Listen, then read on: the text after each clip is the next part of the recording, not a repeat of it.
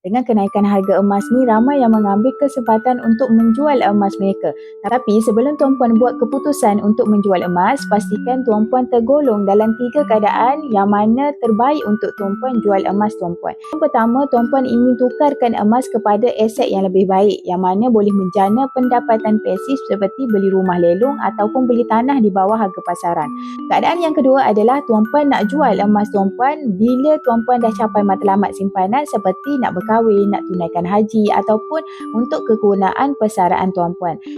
Dan keadaan yang ketiga adalah apabila berlakunya hal-hal kecemasan, terutamanya bila simpanan duit kita dah habis digunakan. Jadi, tuan-puan boleh sahaja walk in ke mana-mana cawangan public gold di seluruh Malaysia untuk menjual emas fizikal, ataupun boleh sahaja tuan-puan jual emas di dalam akaun Emas Gap secara online.